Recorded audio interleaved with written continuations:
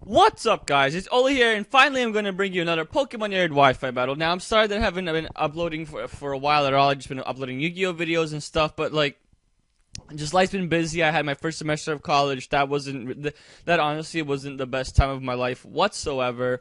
It's just a lot of things about life that have been going on, and finally, like, I didn't have much free time, but finally I was able to breed a team, and, well, as you can see, it's not the best team.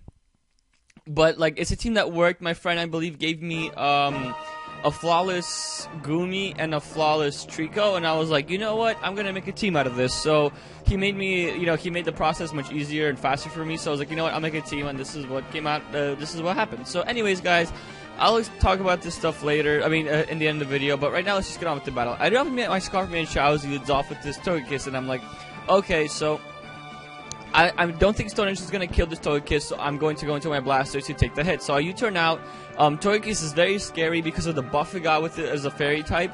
So now I go into my Blastoise. This is my Mega Pokemon, and Mega Blastoise is so good. I like it a lot. It's a tank. It takes hits decently well, and it also dishes them out with a lot of power. So he goes to our Agent Power, trying to get the boost. He gets the crit, actually, so, I mean, I know Serene Grace doesn't buff that, but, it obviously helps. So I go for Ice Beam. I do a very decent chunk. I take it down to half, and I'm like, okay, so now Ice Beam is going to kill it. He goes for Air Slash. I knew he would. I was just hoping he would flinch me, but with Serene Grace, Togekiss is always going to flinch. So now I'm like, okay, I really don't want anything to take an Air Slash. I mean, I would like to switch into my Goodra, but the fact that Togekiss is now Fairy type and most likely has Dazzling Gleam, I really cannot do that, so I have to stay in and let my Blastoise die. So, I mean, it took down Togekiss to enough HP as to where Stone Edge can kill it, which I miss, which sucks. Fortunately, though, he goes for the Agent Power. I'm like, okay, so I really went in there and I'm like, okay, if I don't kill this with Mian Xiao and it kills me, I'm literally going to have to somehow stall with Aegislash, and that's it. Fortunately, he goes for Agent Power, either proceeding me to U-turn once again, or just to get the boost and live. I don't know what he was thinking there. But in either case, I switch out as soon as I see Sylveon. I'm like, okay, so Fairy's good against fighting. I really can't stay in here.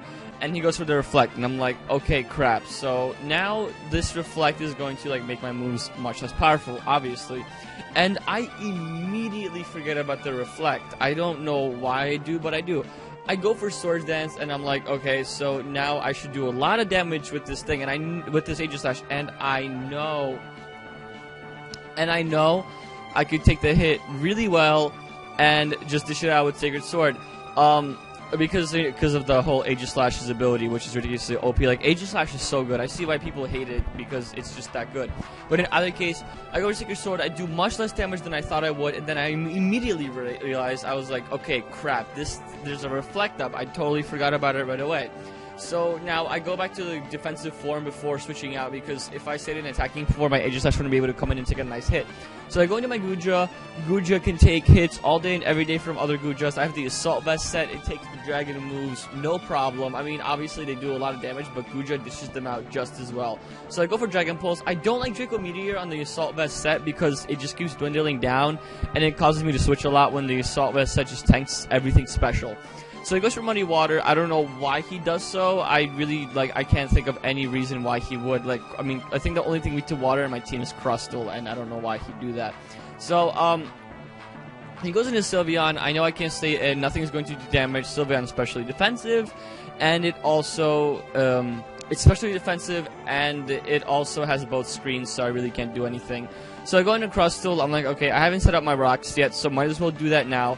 But first, I'm going to set up Toxic just so this Sylveon's poison, because Sylveon is really bulky, and I need that thing poisoned so I can really take it down, which is why that was my priority. I always keep arguing like between Earthquake or Toxic on this Crustle, but I like the Toxic because it poisons things.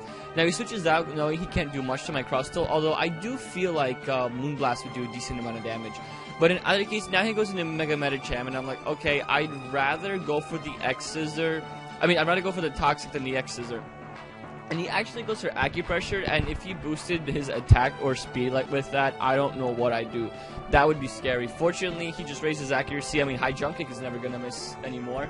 But still, I'm going to Toxic this Medicham just so I could hinder its survival ability. He goes for the Ice Punch, and unfortunately gets the freeze. Thankfully, though, I do thaw out first turn, which never happens to me because I usually get very unlucky with freeze if I ever get frozen.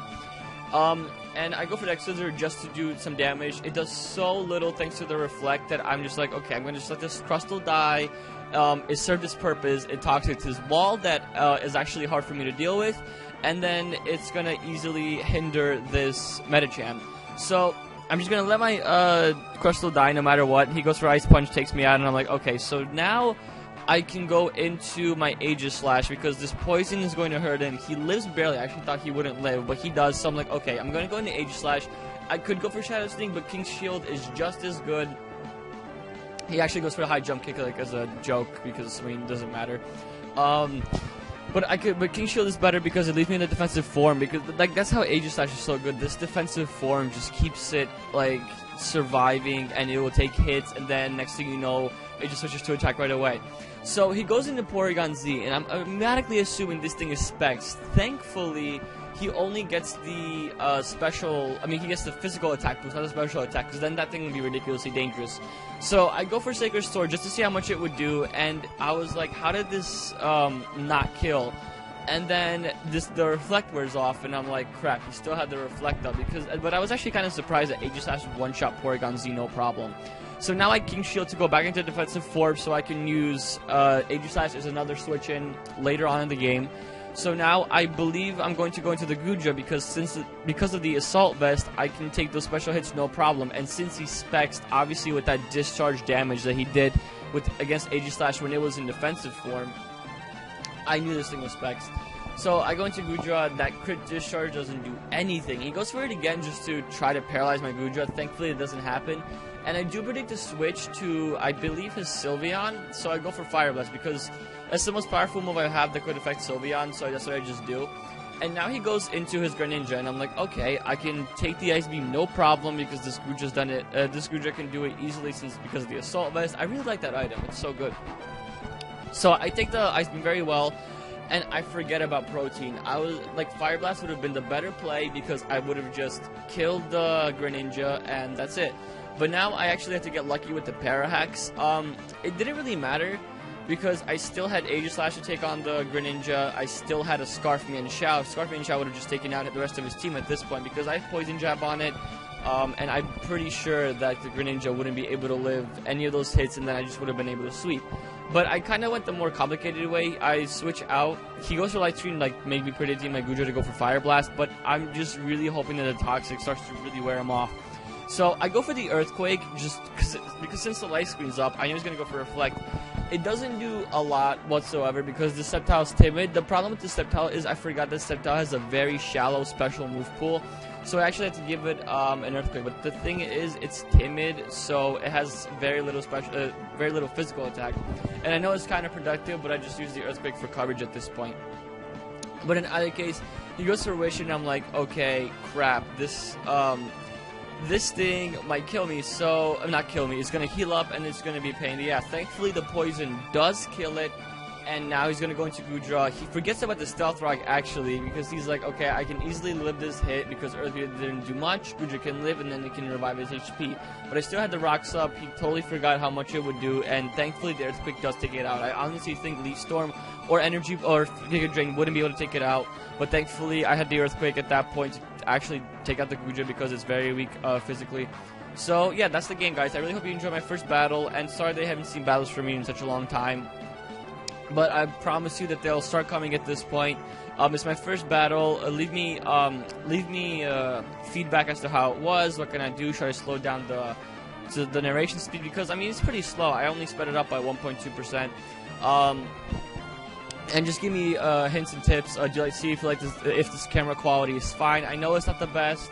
I'll try to get a better camera, but that's the thing. I can't afford a capture board right now, and I'm not gonna be able to afford it for a while.